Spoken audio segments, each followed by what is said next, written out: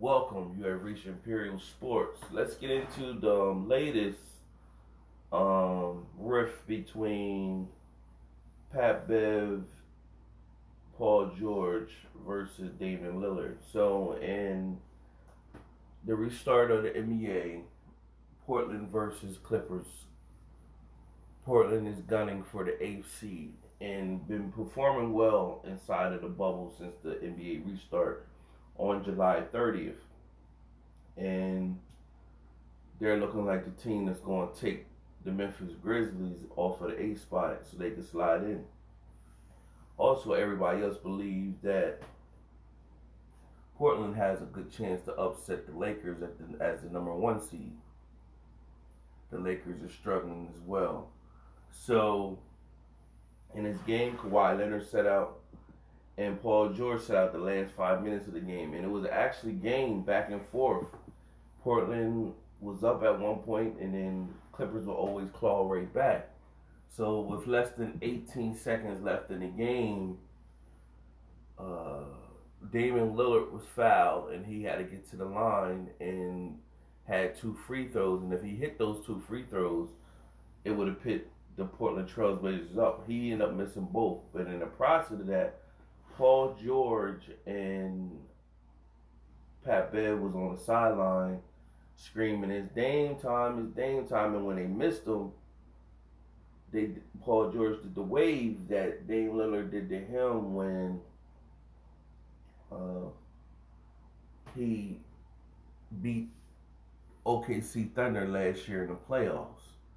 Now, after the game, Dame Lillard had some choice words for Pat Bev and Paul George, and in a nutshell, Dame Lillard basically said, it shows how much the impact I had on them when I dropped Pat Beverley out of the playoffs in 2014 when he was playing for the Rockets. Then just last year, I picked Paul George out of the playoffs. So it's the admiration that they have for me. Basically, he also alluded to they've been team hopping, trying to chase a ring versus staying with their original teams on the grind. Now that's where, when he said that part, I don't necessarily agree because the NBA is in a different place now, and if you're saying that, and so many players now, you can say that too, that is not staying with their original team. It's becoming the norm that you get to another team where you got the opportunity to link up with players to try to win a ring. And Paul George did stay with the Indiana Pacers for some time. He had some success. They had a nice squad with him, Lance Steven, Hibbert, David West. They had a nice squad, and that's when that was pre-injury. After he came back off the injury, he wasn't as athletic as he used to be. His jump shot has gotten better, and he wasn't as aggressive, like going to the rim. So his game a little changed a little after the injury where he, messed his leg up. So uh, at that moment, he kept losing to LeBron. Like that one last year, I think that I remember seeing him in the playoffs. I was looking at Paul George, and I was like, man, Paul George is nice. But he really like a second option guy. He'd be a great second option guy. Or if he has some other player that can go in the Pacers, I think they would have beat Cleveland. That's when Bron was at the last time Bron had that run to the finals in Cleveland before he left for LA. I was looking at it then like, um, yeah, man, he could he can't get over that hump. So I knew he was going to leave Cleveland. Leave Indiana. My bad. So I don't really put too much weight in what Dame's saying. It's just a war world back and forth. I think Paul George, he did try in Indiana, just ain't work. And if you want to take it as him ring chasing. I guess you could take it that way because he went to OKC with Melo and Westbrook. Didn't work out. Seen the opportunity to come back home in California, where he's from, and link up with Kawhi Leonard with the Clippers. You can't be mad at that because I think he even himself started to feel, especially when he went to OKC, that hey, I'm not the number one option guy. I'm more like the Scottie Pippen of the team. And that's just, I mean, he don't have to come out and say that, but I think, in my opinion, that's where he, basically said to himself, and how a lot of us view him is that he's like the second option on a good team or a great team, championship team. He could be the second option, and that's how we view him, and it fits him perfectly. Ever, and he has moments where he could play the number one option when he's gone, but then playing there next to Kawhi is like perfect.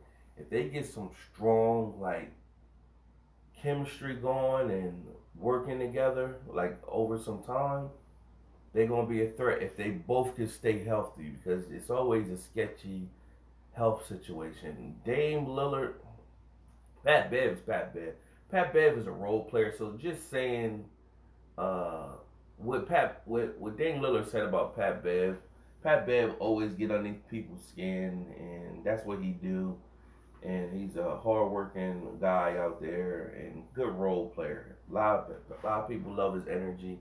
Think he's good for the Clippers. You can't really say that to Pat Bev. He never led a team where he was the main player on the team.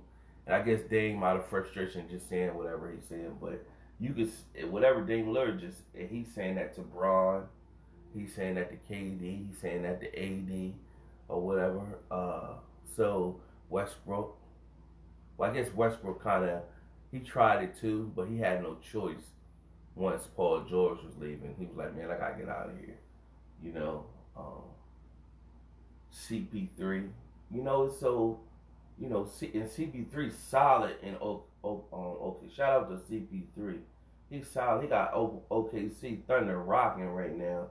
They're not going nowhere in the playoffs, but he still got them in the playoffs. That shows leadership. That's a credit to his game and his leadership ability and him staying healthy on the court. So, so many players you can run down the list and say that. Look at Jimmy Butler. You're saying Jimmy Butler, it just ain't working out for him at the stops that he's been.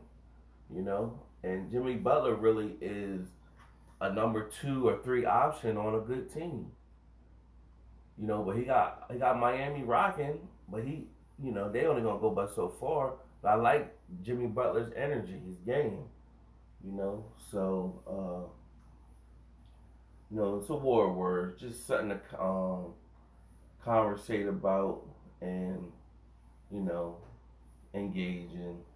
Or whatever, that's all it is. But Dan got his opinion, but that's opinion for a lot of players that's out there. So the same opinion for a lot of players that's out there. But Dame himself, what it honestly comes down to, the biggest moments, Dame's coming up small. So Dame had a moment last year when they was playing KD-less Golden State Warriors team. Him and McCullough came up small. They came up small. And people don't speak on it enough that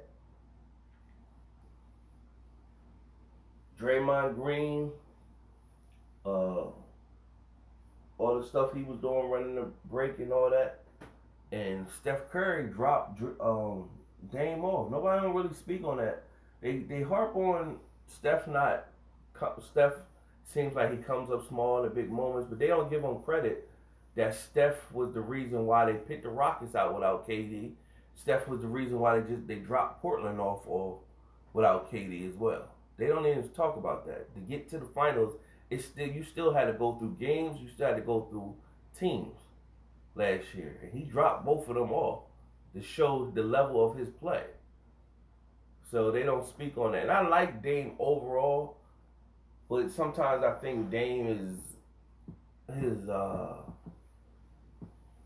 he's off and he's not all into basketball. Like when I seen him, when they was talking to him, and he said, yeah, I got the studio in the room. I'm like, oh man, like you know what I mean? Like he can rap. Don't get it twisted. He can rap.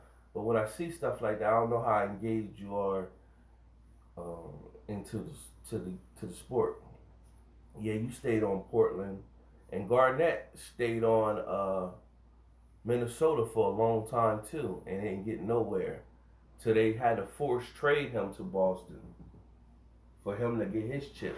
And that might be Dame Lillard's situation.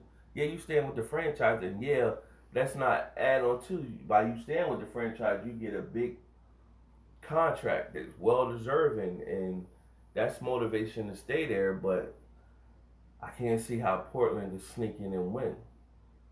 You know, because you guys kind of Dame has to play out his mind and hit on all cylinders. And if you come up small in moments like that, and it happens to the best of them, but those moments you gotta, the best always come up big in big moments. So that's my take on that scenario that happened on the July, not July, my bad, August 8th, 2020. Subscribe to the channel, like the video. Till next time.